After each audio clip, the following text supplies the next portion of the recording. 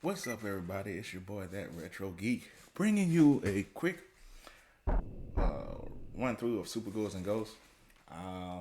It's one of my favorite games growing up, and I figured I'd do a professional run and just give you some tips and things to help you get through this game because 30 years later, this game is still as difficult as it was when I got it as a kid.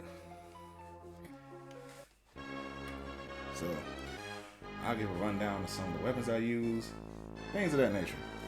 Now, as you see, we start out with the javelin. Also, you notice you can double jump to the left in the first level to spawn a chest.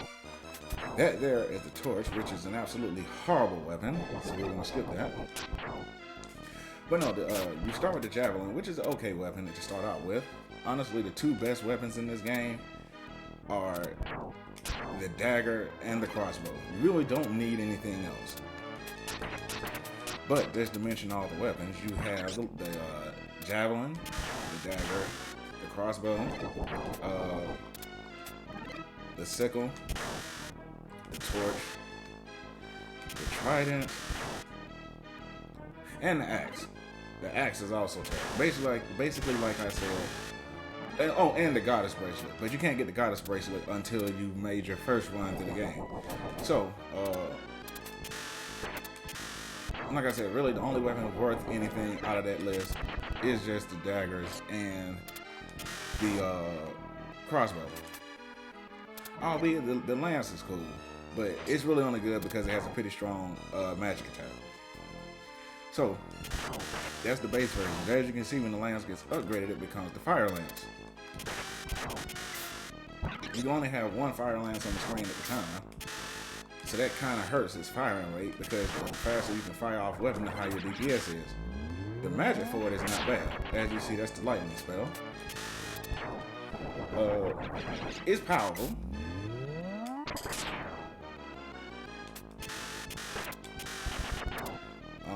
Also, that sound you heard is the sound of my shield. When Arthur, when he gets golden armor, he starts off with a shield. You start off with the sun shield, which allows you to tank one mild hit before the shield breaks. Ooh, we have the crossbow. The orange shield is the sun shield. The blue shield is the shield of the moon, which can take 3 minor hits before it breaks. Also, having the shield allows Arthur to charge his magic faster. If he has the shield of the moon, it'll charge a lot faster than the shield of the sun. But yes, back to the weapons. So, again, really, as you see, the magic crossbow will do a lot of work for you in this game. You just have to throw it and just let it be. Unfortunately, getting through these skulls may be a bit more trouble than I would have bargained for. Alright.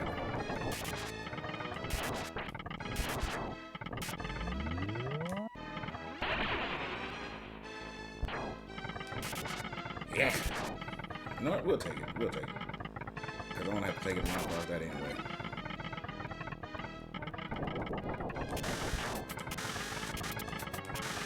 There we go. But yes, the treasure chest magic allows you to find any chest hidden in the area, which is handy in case you don't know how to make them appear normally. But moving on through that area, good God, those skulls areas are annoying. Here we reach the tsunami area. Just stand on the stone pillars and Arthur won't get swept away. Also, Arthur can't swim naturally because he's covered in armor, so try to avoid falling in the water. Everywhere you see a pillar is where a tsunami will appear. As I said before, just stand on those and you'll be perfectly fine. Also, there's a chance the magician will appear as you open chests. So you have to be on the lookout for him. He will hit you with a status effect, and whatever status effect you get is completely dependent on whether Arthur is wearing armor or not. And if he is wearing armor, it's still dependent on what type of armor he has on. This is one of the drawbacks of the crossbow. While it does home in on enemies, sometimes it's not that accurate. And things like that happen where you see it spinning around just aimlessly. There we go, moon shield.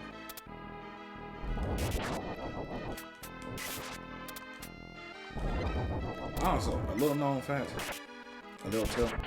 double jumping and then throwing your weapon at the peak of Arthur's double jump will also increase the damage it deals. This is very useful when facing some enemies, as it allows you to deal out a little bit of extra damage. Also, another hack. Using magic will make Arthur invulnerable while he's using magic, and he gets a minor invulnerability spell after the magic is cast. Use this when you know you're about to take a hit. Because, hey, invincibility frames for the win. Here we are fighting Cockatrice, and with that big head, the triple crossbow is very useful in dealing damage to him. And as you see, we've completed the first level.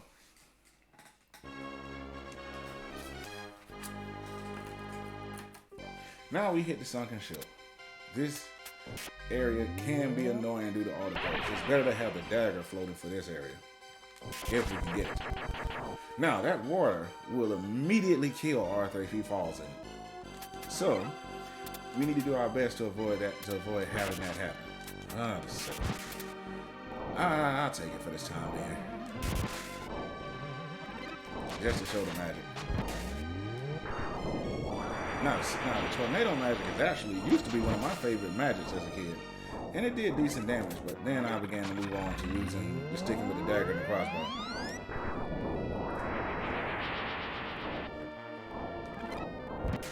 Another good thing about the sickle is it travels along the ground. So if you throw it at the ground, it will travel low.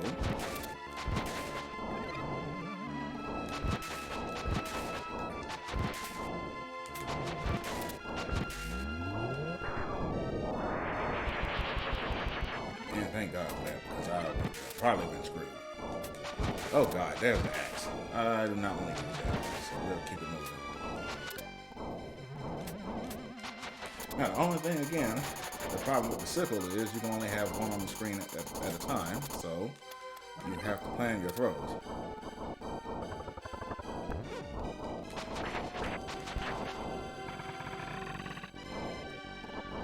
Alright. Also, the difficulty of the game will determine how fast these axes swing, so keep that noted.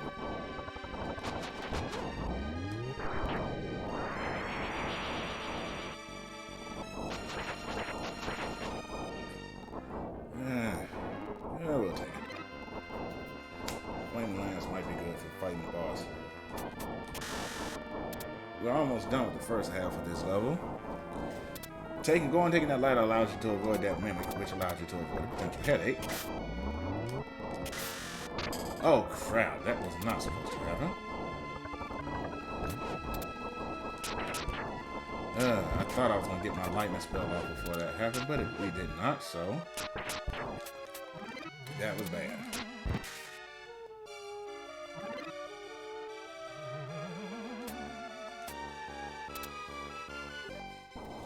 This also means this will be really bad facing the boss, but it is what it is at this point.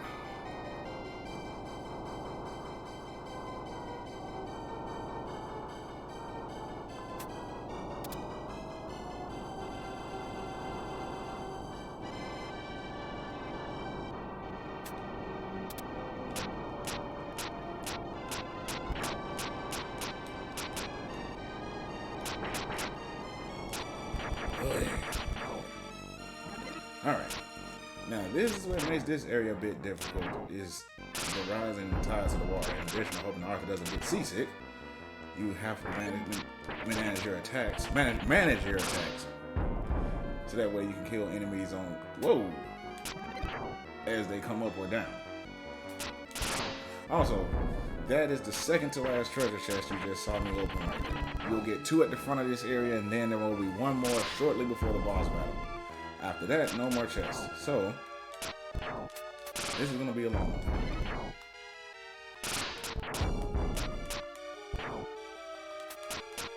Now, those jellyfish that shoot stars, do not think that jumping over or underneath them will get you out of their line of sight, because they will turn around and continue to shoot at you. So it's best to just take them on head on when you see them.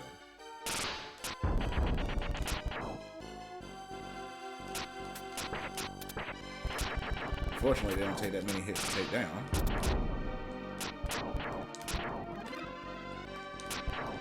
Oh, okay, now that fish in the background you see, he will appear once Arthur gets close enough. Try to kill him before he jumps out of that water, because he will spit a triple burst of fireballs at you, which is kind of difficult to dodge. But other than that, he doesn't really do too much, and it's kind of finicky when he attacks. But best to just beat him ahead of time, so you don't have to worry about that. We should be coming up on the last chest now, because once you start seeing the green dude, the green fish guy, you're close to the boss fight, and it's a bear trap. So we're gonna have a real fun time dealing with the boss.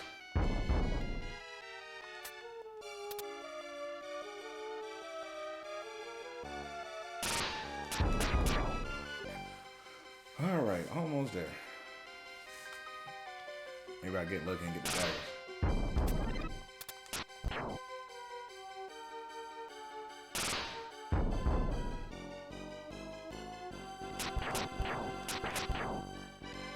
And there's one more fish. Yeah, there we go. Alright, that's it. We've now reached the last round. And all we gotta do is just coast till we get to the boss battle.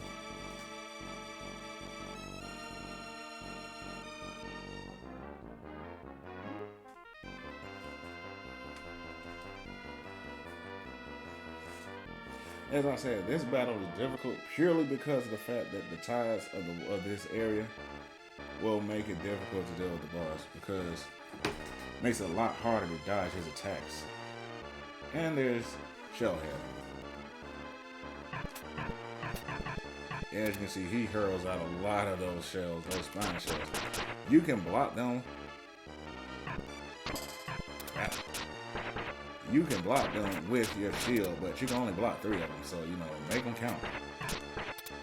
Oh, thank God.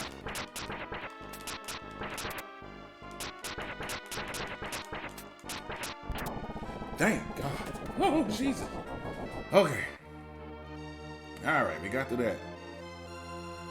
Javelin did a nice number on him. Oh. Yeah. Oh. Okay. We got through the worst of that, so now we can move on to the next area. Welcome to the Crucible of Flame. Now, this stage is where you will encounter your first red arena ace, aka the red gargoyle that you encountered from the previous Super Ghouls N Ghosts games, who is also a fair bit pain in your behind. It is strongly suggested you have magic armor before you reach that red arena ace, or you have the crossbow if you do not have magic armor, because you will have a very hard time of dealing with him if you don't. Depending on your weapon. If you do not have armor, you need the crossbow. If you do have armor, the magic crossbow is your best friend. If you do not have the magic crossbow, I'm sorry, I should repeat that again. If you do not have magic armor, then the crossbow will be your best friend. If you do have magic armor, the crossbow is your best friend as well, because the magic crossbow makes it easier to deal with him. However, if you have gold armor, then really, just about any weapon to do as long as you have magic power, because you can defeat him before he stands up. There we go. There's another chest that pops up right here where I'm standing, but I have no idea how to make it appear without the crossbow magic.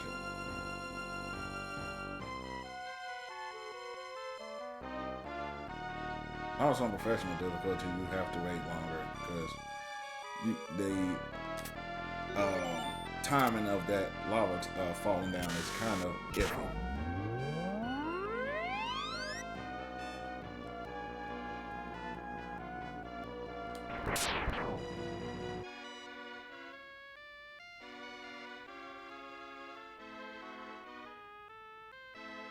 Alright, there we go. For some reason, getting through that timing was a lot more difficult as a kid than it was now as an adult. But then again, I first played this game when I was 5 years old, I want to say. So, which is telling of my age. But I do enjoy the classics. So, This area is a little tricky. You want to do a single jump to make that platform, and then do another single jump here and another single jump here, and then double jump. Do a quick double jump like that, and another one. You can do a single jump here and another double jump. Now charge your weapon up, because there's the red ring rays, and boom, he's gone. So now we're good and we can move on to the Twin Towers of Molten Steel. Now, as you see, we will see bats in this area. The bats are non-stop, so do not really waste too much time idling in this area. If you see one carrying a pot, run back a bit, just in case it drops a weapon you don't like. And other than that, keep it moving. Now, since I need the crossbow, oh god, no, we don't want that ass. So we'll keep it moving. Also, having a bat on the screen will prevent another bat from coming onto the screen as well, which makes it easier to avoid getting hit by one when you're jumping onto there. There's a chest on this tower too, but I have no idea how to make it appear without the treasure chest magic. So we'll just keep it moving.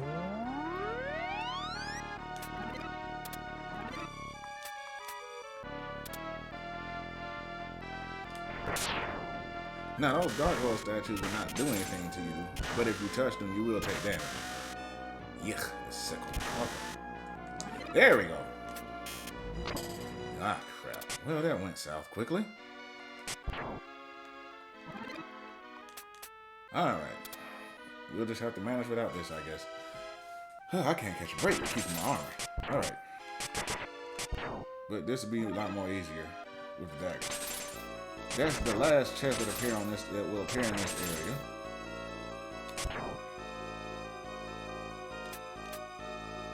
Oh, two bats. Alright, shook him. Now, these last two towers have enemies that fall from the sky.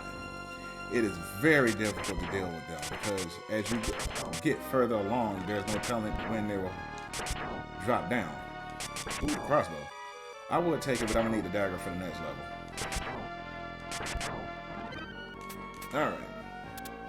We made it to that. I think there's a chest on that tower too, but again, I don't have the chest match, the crossbow, so I don't know how to make it up here. Now, this is the hardest part of this area. As you're going down, these spear enemies will appear. And as you get further down the tower, they will fall out of the sky. Whoa! Woo! Jeez. As you see, as you get further down, they will fall out of the sky. Okay, we can keep going. That is the worst of it right there. You make it through this, you're good. We'll be at the boss right about now. Now, you can jump over that platform to make them appear, but you can just stand here as well. The Death Crawler here, his only weak spot is underneath his jaw. The crossbow is a good weapon to use against him, as is the dagger, especially if you have gold armor. Now, he will shoot rocks, and he will spit rocks in one of three directions, either behind him, in front of him, or above him. If he shoots them in front of him or behind him, you can just jump on the platform to avoid him. If he shoots them above him, you'll have to stand in certain areas to avoid getting clipped by the rocks.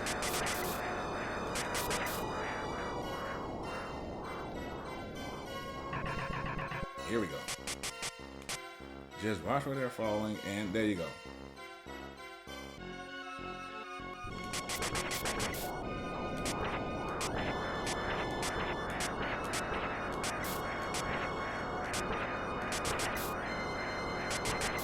And basically, that's just how this battle is always going to be. Just watch for the falling rocks and position yourself to avoid getting hit by them. If you get clipped by one of those rocks, it is almost a foregone conclusion you'll fall into a pit unless you're standing over here. Also, holding up when you're grabbing the key will make it say nice catch, which is funny even if you were nowhere near the key when it hit the ground. Alright, stage 4. Welcome to the Ghoul's Stomach. This stage really tested the SNES's Mode 7 graphics at the time. As usual, as you can see, double jump to the left and you'll spot a chest. Here you will see pit demons appear. they can be annoying depending on whether they decide to go up and down or back or left to right. Crap! I was trying to get up there before that happened. Okay. That was troubling, but we can manage this. Alright. I might be able to salvage this. There'll be some chests popping up, so we can get away with armor. But I would have needed gold armor for the second area, which is kind of bad. So, yeah.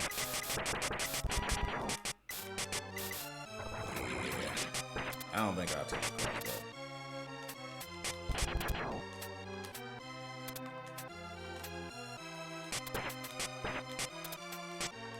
Then again, you know, I will take it, because I'm not going to have gold armor. I'm going to just have to manage. Alright.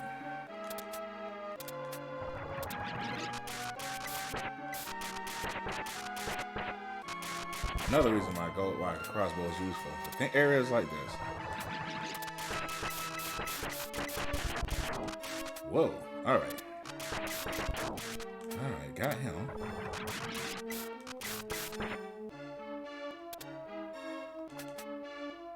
Alright.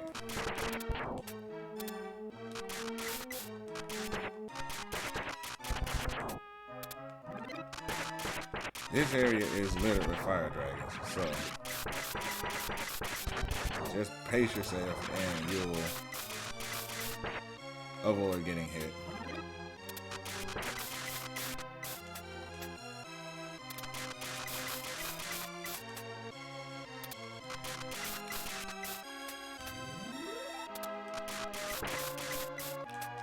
Jesus, this is not. There we go. All right.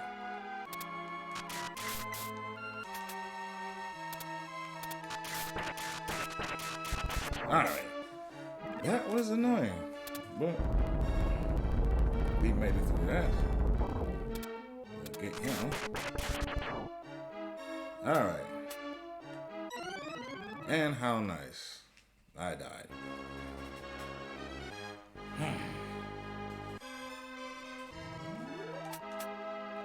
Okay, I guess the only good thing out of that is that allows me to try back this over again.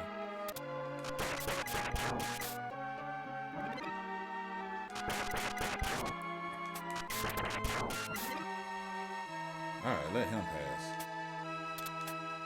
You're also completely invulnerable in the cages, so that does help.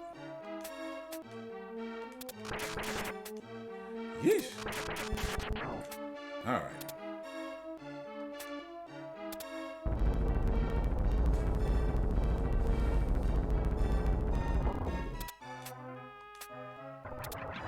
Alright, now I actually wish I did get that because that second area is going to be difficult without it.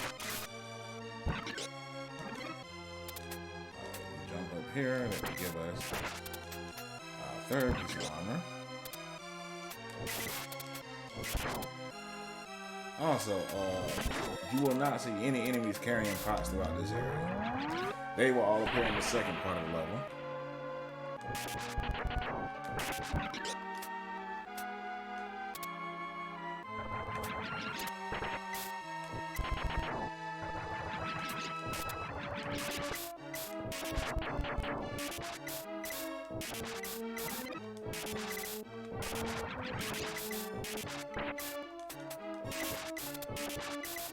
Hit him already. There we go.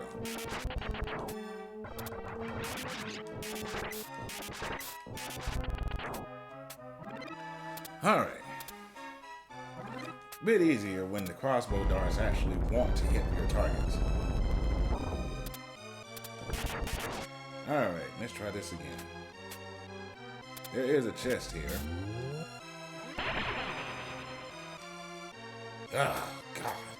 Alright, we will keep it moving. This is going to be annoying through this next area. Which I know I use that word a lot, but it really is. Alright. You have to be careful because sometimes the enemy will pop up here. I do not have any idea how to make that chest appear normally. Alright, moving on to area 2. This is why you need anything but the crossbow for this area.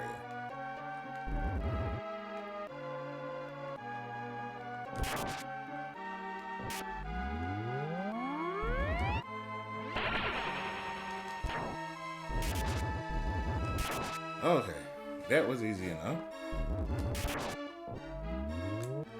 You can use the magic to get to that area with the gas. Immediately hit these two. Hit him. Use your magic to get through that area.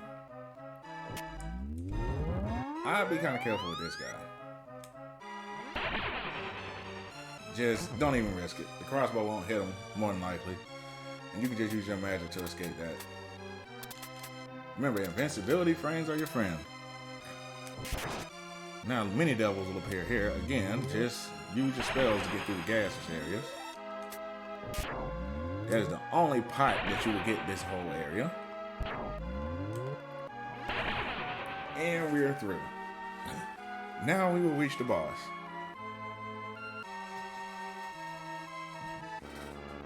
The boss is the Hydra. The bot will also, this game will suffer some severe slowdown issues when you fight this boss, which actually may help.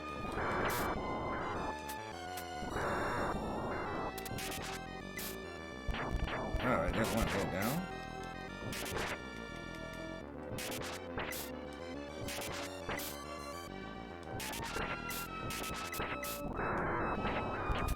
Woo! Alright, there we go. Now, you cannot damage the Hydra at all during this part of the battle.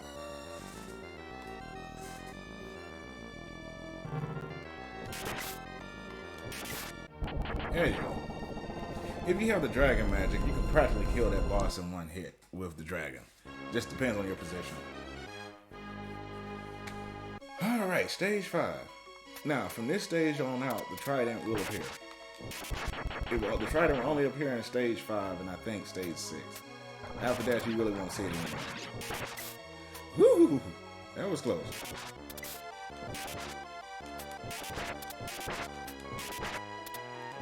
That is a woo right there. They come in fire and ice flavors.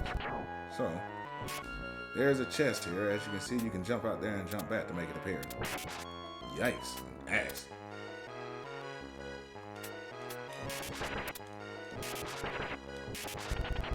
Alright. I do not think there are any more chests after that, after those two appear. So, you're only on as far as chests appear after that for this area. Woo! That was close.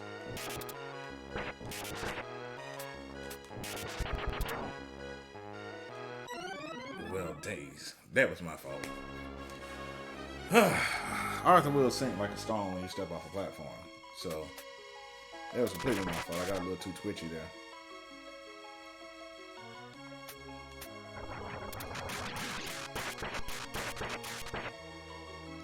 Also, in professional mode, the Woo's attack range is double. So keep that in mind when you're dealing with them. Those giant plants are basically like the fire dragons. They fight literally the exact same way. I suppose he doesn't freeze to death with it, I don't know. But hey, maybe it's insulated.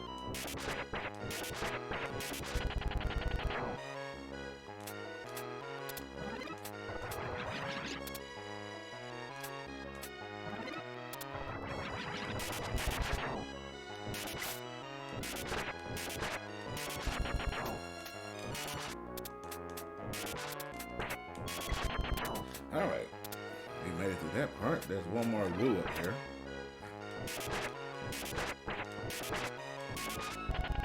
Alright, he's taken care of. Now we move on to the next area. Alright. At this point, you will start seeing these ice storm thingies come out of the ground. They're very easy to beat, but they can hurt you depending on where they go. They also distract you from those shielded enemies that appear. Now, the shielded enemies can only be hurt if you hit them from behind.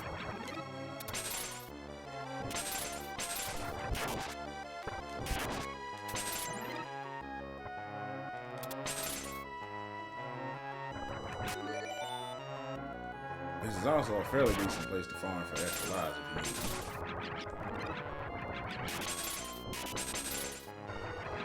Now, your next Red Arena Ace battle will come after you get to this area. And there he is. As I said, Red Arena Aces are not good at dealing with crossbows. Now, most of the time, I take that back, most of the time. You will occasionally get that one who's actually fairly adept at dodging these things.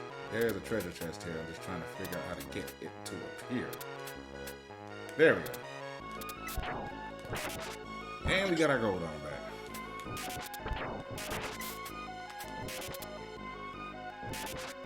Thought she was gonna get away from me.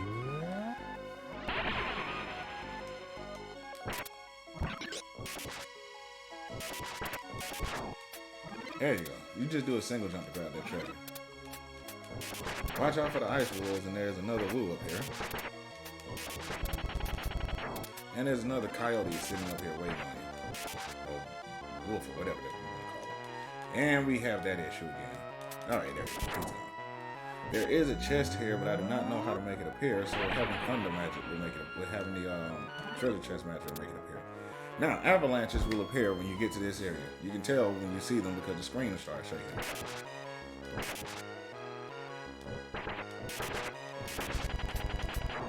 Whew. Now, grabbing onto a ladder will stop you from getting blown away from an avalanche.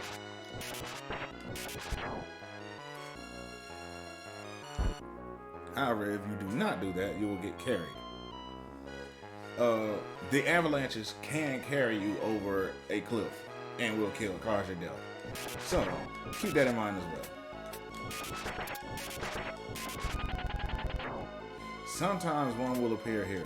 Not always, but sometimes. I think on lower difficulties it will appear. There's also, as you see, a chest here, but again, I have no idea how to make it appear without using the chest magic. We got another one coming. That's the last avalanche. Now we get on to Freon, the boss. The crossbow is the best weapon to use against Freon. Daggers comes a close second if you have the armor, magic armor. Let me phrase that. Daggers come in a close second if you have gold armor. If you do not, then crossbow will be perfect. Now, Freon can hurl his arms at you. But mostly he's just going to try to free you. Now, his arms will travel to the last position Arthur was standing when he threw them. So, wherever you are standing at when the arms are thrown is where it will travel. So, if you want to avoid getting clobbered by his arms, just simply move back a little bit. But make sure you move back far enough to where the second arm doesn't okie dokie. Alright, we've now made it into Sardius' castle.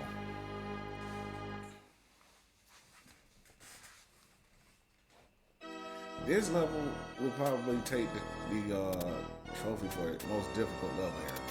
There's a chest here, but I forgot where I have to go to. There we go. You will have to fight not one, not two, but 3 red arenas in this area. And the first one is right here. Coming in here without being magicked up will cause you to have a long night. Alright, that's the first one.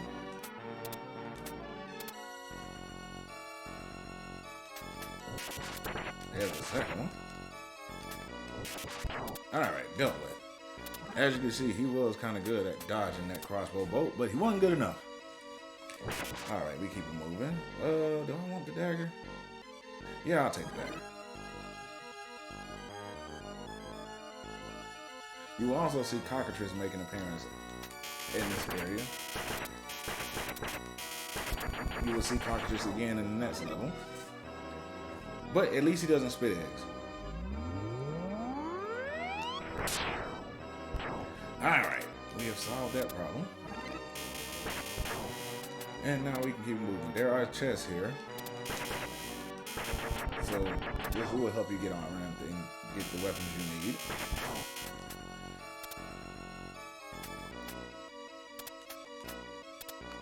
And there's one last chest up here. Good. We'll dodge that torch. And now we're at the boss. And it's an old favorite. It's Astaroth. Astaroth shoots, as you see, he can shoot fire out of his belly mouth, and he shoots lasers out of his normal mouth. Astaroth can only be damaged at his head, on the top part of his body. His head is his main head is his only weak point. Shots anywhere else are absolutely useless. If you do not have armor, then the crossbow is your best bet. Just crouch and hurl arrows and they will clobber him. The magic crossbow is not as effective because you only really get hit him with one arrow. Alright, we're at the second to last level. Now immediately double jump here to cause the blue imp to come down. And there's your first chest off. There are blue imps hidden in the walls throughout this stage, and you really want to bait them out as soon as possible. And then we have cockatrices. Now, if you have gold armor and a dagger, then just use magic. If you don't have gold armor, but you have the crossbow, just stand there and hurl crossbow bolts at them. If you have the sickle, tornado magic is also very good here. The javelin is not as good unless you get right up underneath him and smite him with lightning magic, but then that puts you at risk because you have to get underneath him.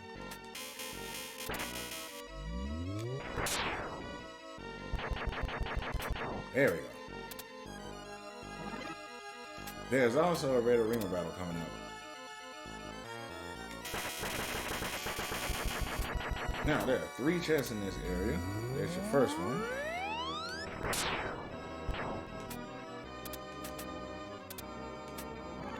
And there's your second.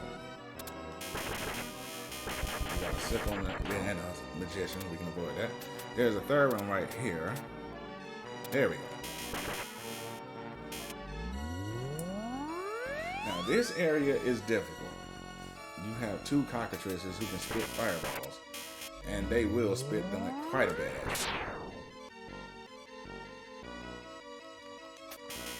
Do not be ashamed to use your spells to get rid of them. Oh, there we go. That's probably the second worst part of this area. The worst part is the boss battle. Alright. Here we are at the Ghosts and the Mimics again. Now, there is a treasure chest right here. This is the last chest you will get for this level. And there's the trident, which I'm not going to use. At least not in this game. Like, I'll probably make a video showing all the weapons and what they do. But here, I'm just trying to make it foolish for you all. Alright. A lot of ghosts will spawn here, so you kind of have to be on your toes with dealing with the mimics. Because you don't want to waste time here. You only have a short amount of time to complete this level. Alright. And we're at the boss. And our good friend Astaroth is back.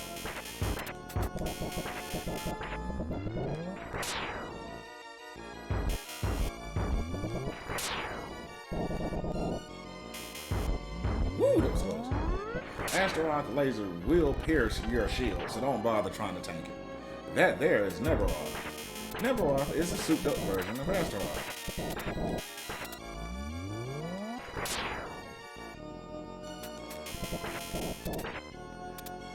Neberoth will appear after you defeat Astaroth, and he basically possesses Astaroth's body. Neberoth is a tough one. It's up there. But, you will have to clobber him with dragon magic to beat him in the first go-round. I have to get ready to go to work, so we would, in a couple of hours, so I'm about to go to bed. But after this, when I get home tomorrow, I will have part 2 for you. And then I'm going to actually try to do an actual no-death run on professional. Because I feel like me sitting here describing things is kind of throwing me off my game a bit. Now, after your first playthrough, the Goddess Bracelet becomes available. You do not need the Goddess Bracelet to get through the second run. You only need to have the Goddess Bracelet when you get back here to fight Astaroth and Neberoth. Beating them with the Goddess Bracelet is a bit difficult because the power of the Goddess Bracelet is completely relative to what level armor Arthur is wearing. If Arthur is wearing gold armor, he will do the most damage. But another thing about the Goddess Bracelet is the closer you are to Arthur, the closer the enemy is to Arthur when he throws it, the more damage they take. But if Arthur has on gold armor, he can destroy enemy projectiles with the goddess bracelet within reason. He can't destroy Astaroth's or Neverwise lasers, but he can destroy their fireballs. All right, so we'll call tonight here. Probably tomorrow or within another day or so, I will have part 2 of the walkthrough here. It'll just be the same. I won't get the goddess bracelet until probably near the end of the game because you don't need it until you get to stage 6. So, catch you all tomorrow. Y'all have a good night.